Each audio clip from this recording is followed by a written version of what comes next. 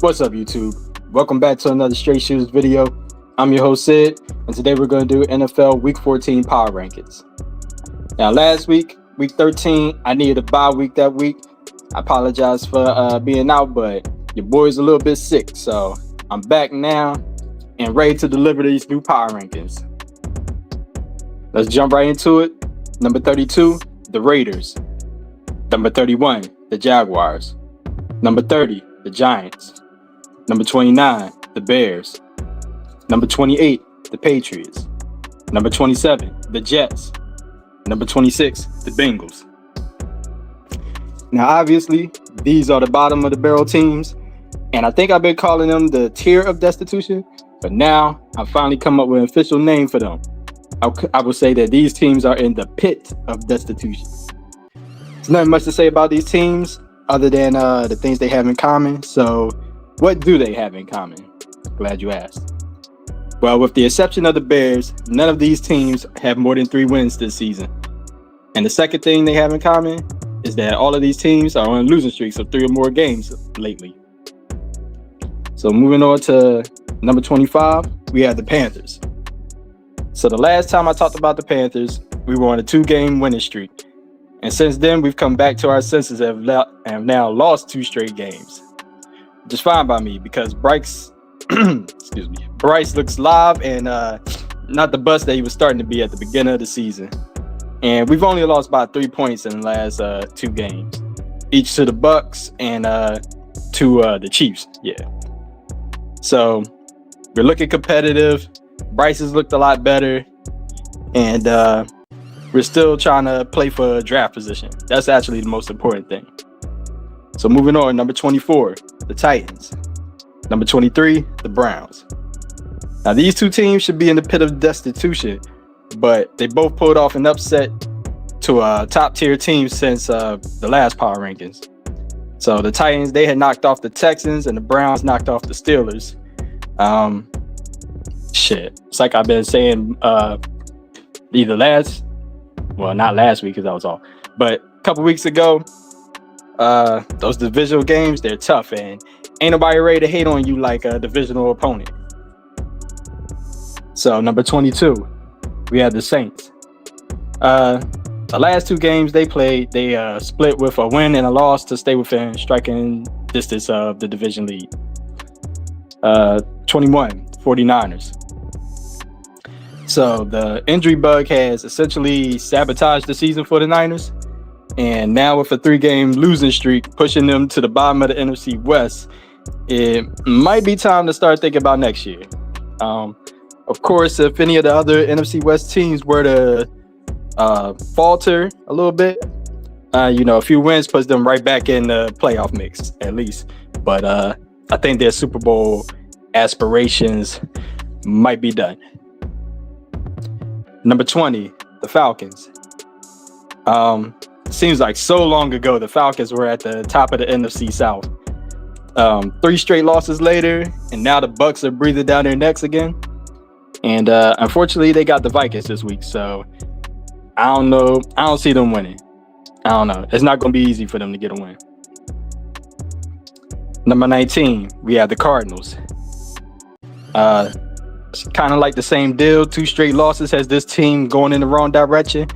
They're no longer in first place, and the Cardinals need a win in a bad way. And luckily for them, they get the Seahawks, which probably couldn't come at a better time. It's a divisional opponent.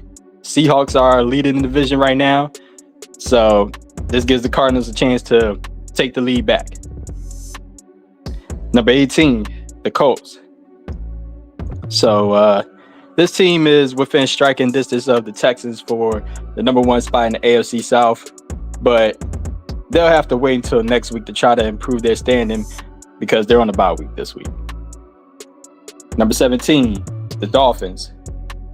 So this team finds itself in one of the worst positions in the league. They're hanging on by a thread to their playoff hopes, and in the coming weeks, they're going to have to face their toughest adversary, cold weather.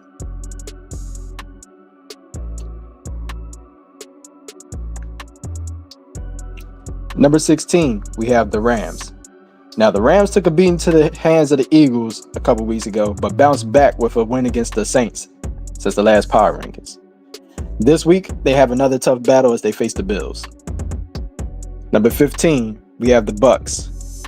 Now, a couple weeks ago, this team appeared to be cooked as far as playoff aspirations go.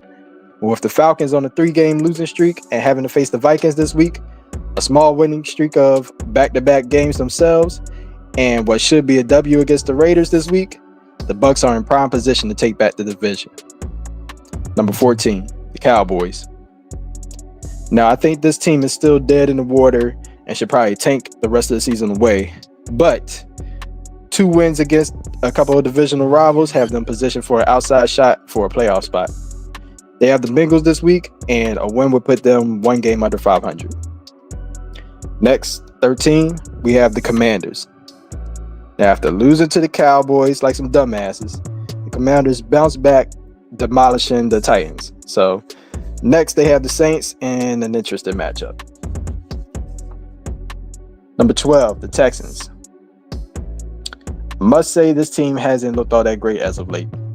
Going 3 of 3 in their last 6 games, and 2 of the losses were head scratchers against the Jets and the Titans, and 2 of the wins were unimpressive against the Colts and the Jaguars. Now, they get a small pass because both of those were divisional opponents, but still, they needed to assert some dominance there. They have a bye week this week to get themselves focused for a strong playoff push. Number 11, Chargers. And this team has hovered around this area of the power rankings pretty much all season long and are 8-4 after splitting their last 2 games.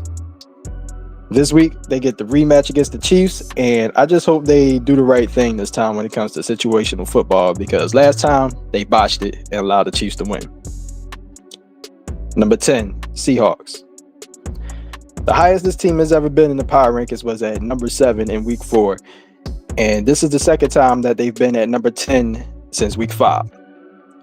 Usually, they like to hang around the 7 to 19 range in power rankings, and what has been a roller coaster of a season. But currently, they are on a 3-game winning streak and are now facing the Cardinals with an opportunity to inflict some serious damage upon the playoff hopes of a divisional rival.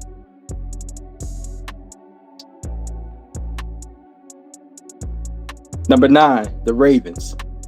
The last 4 weeks have been rough for this team. They've gone 2-2 with 2 wins against the Bengals and the Chargers, and 2 losses to the Pennsylvania teams and the Steelers and the Eagles. Both of the losses being significant because the Steelers took the lead in the division and the Eagles dominated them in what could be a Super Bowl matchup this year. Number 8, the Broncos. Since the 16-14 loss against the Chiefs, this team has been trashing teams to the tune of a 3-game winning streak. With a win against the Colts, it would be 4 in a row, and this is the perfect time of year to be on such a streak. Number 7, the Steelers. In the last 3 weeks, this team has had to play its whole division, going 2-1 over the process. After a typical Steelers-Ravens slugfest in which they wrestled away the lead in the division, they were surprisingly upset by the Browns. But then they bounced back by edging out the Bengals in a shootout. This week, they have yet another divisional opponent as they get an opportunity to get some payback in a rematch against the Browns. Number 6, the Packers. Yes, I know they lost the Thursday night game, but y'all know that doesn't count until next week's power rankings. So for now, they sit at number 6. Number 5, the Vikings. There was some worry about this team being frauds when they took back-to-back losses about a couple months ago. After starting out a strong 5-0, they suddenly found themselves at 5-2.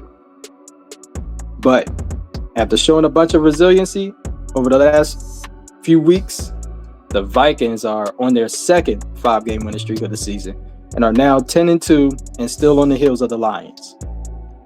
This week, their mettle gets tested once more against a desperate Falcons team and the return of former Vikings QB, Kirk Cousins, who is sure to be seeking to exact revenge upon his former team. Number 4, the Chiefs.